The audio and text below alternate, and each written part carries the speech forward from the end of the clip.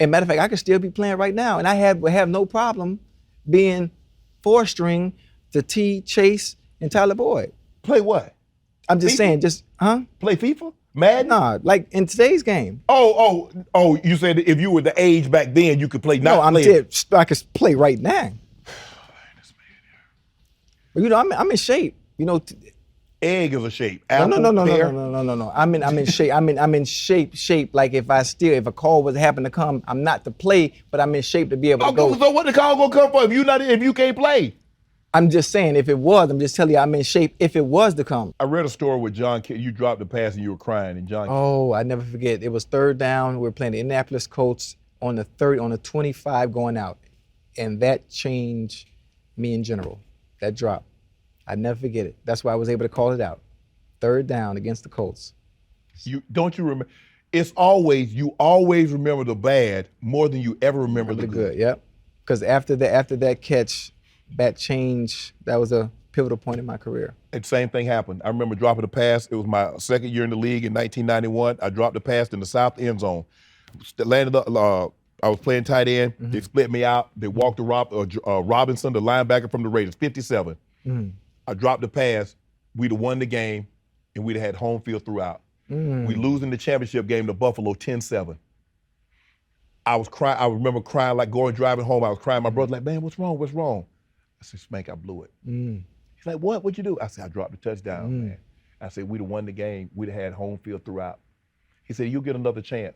It took 6 years before we got in the AFC Championship game. You got that chance. And got an opportunity to make up for it. Mm-hmm. And I never, still, the satisfaction of catching a pass that kept a drive alive and we run out the clock, or the 96-yard touchdown, I still remember the drop with greater disappointment than I do the joy of those other 2 plays.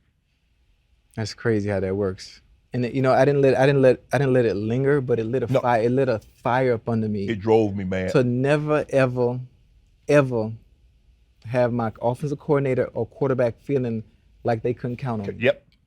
That's it. And then after that, when I got to year 3, I remember the disappointment, not on just me, but just the feeling of letting my teammates down to keep that drive alive and the opportunity to win that game in Indy.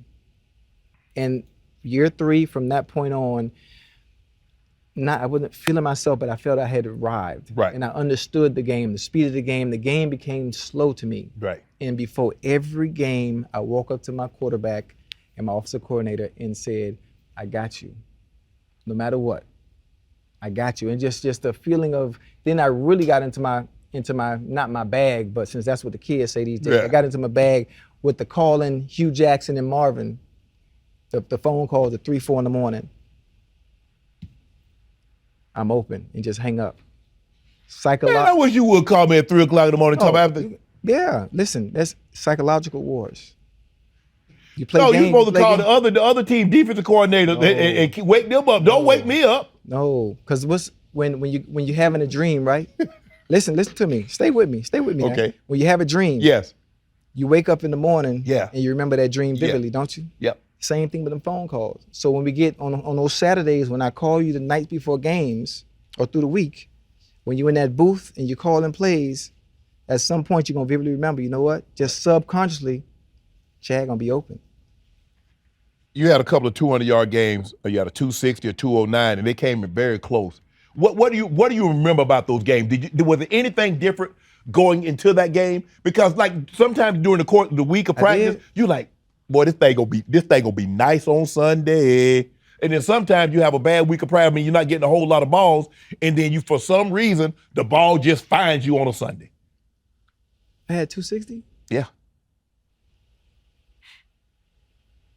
You know what? I think it might have been San Diego. And they just played cover 1. That's why. Anytime there are games that big like that, it's just cover 1. They refuse to change. Right. You know, cover 3, cover 1, and they not doubling. That's all it is. And you're not covering me one-on-one. Did you feel it was disrespectful that they didn't double you? No, because they were stuck into their ways back then. Mm-hmm. Back then, they didn't care who you are. This is what we play. We're gonna play that, and we're gonna rely on our corners to do their job. You know what to do. Hit the subscribe button and become an official member of Club Shay Shay, where we do something before 2 something.